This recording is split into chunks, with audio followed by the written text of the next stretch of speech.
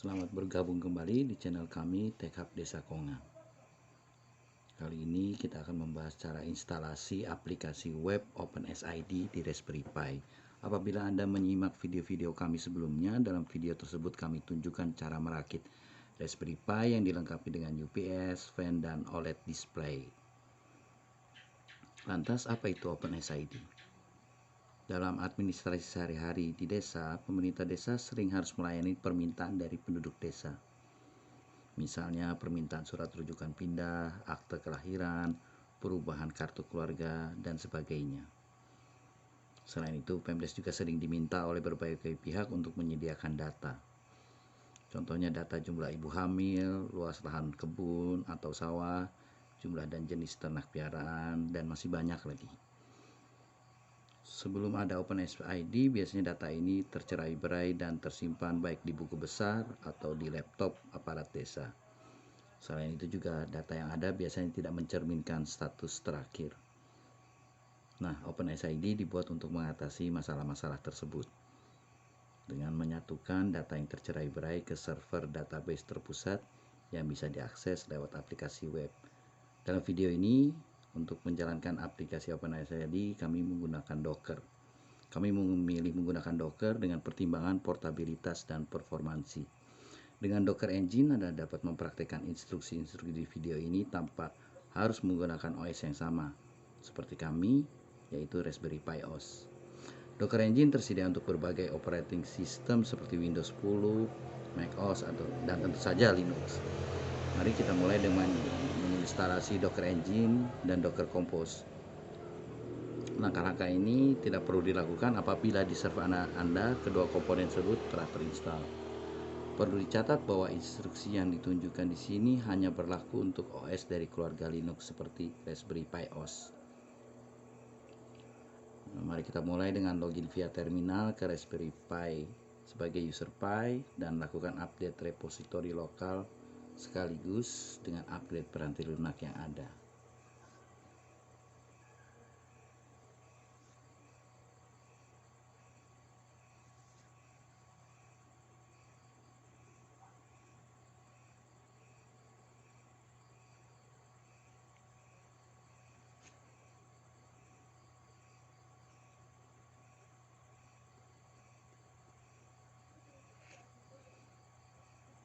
Gunakan perintah curl seperti di layar untuk menginstalasi Docker Engine.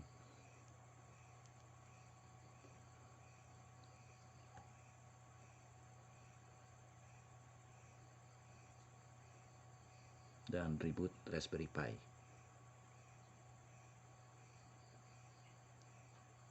Login kembali sebagai user Pi dan lanjutkan dengan menginstal libffi-dev dan libssl-dev.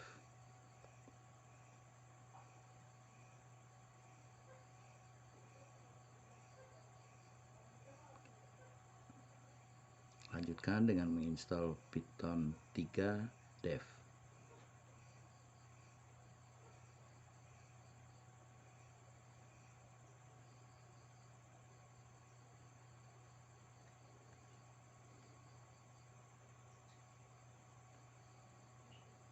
Install juga Python 3 dan Python 3 PIP.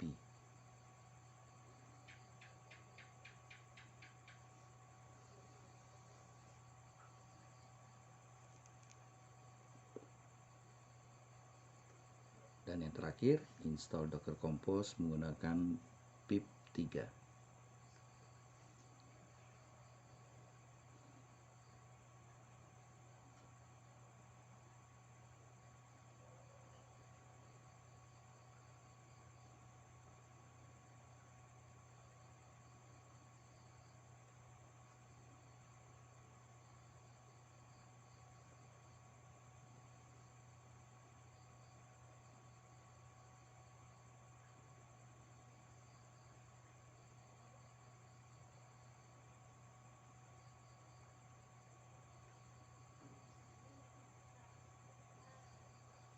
Ini akan memakan waktu cukup lama, jadi Anda bisa tinggalkan.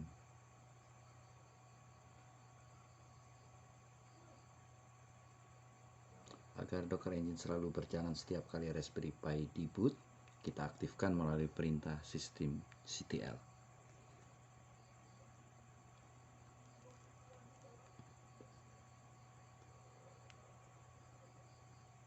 Sekarang apabila Anda ingin menjalankan kontainer Docker Hello World sebagai user Pi,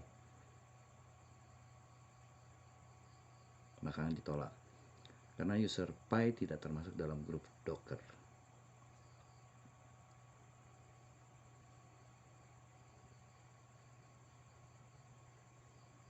Untuk itu kita akan buat satu user baru dengan login name admin SID yang termasuk grup Docker.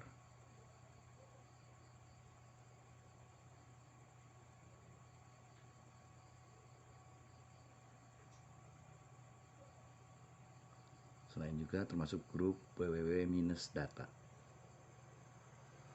Buka terminal baru dan login sebagai admin SID.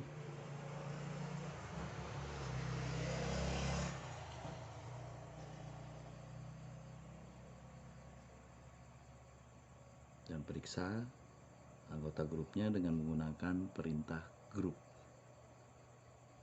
Seperti di layar, kita lihat bahwa user admin SID termasuk dalam grup admin SID dan www-data dan Docker. Nah, sekarang kita bisa mencoba menjalankan kontainer Docker Hello World yang biasanya digunakan untuk tes apakah Docker sudah terinstall.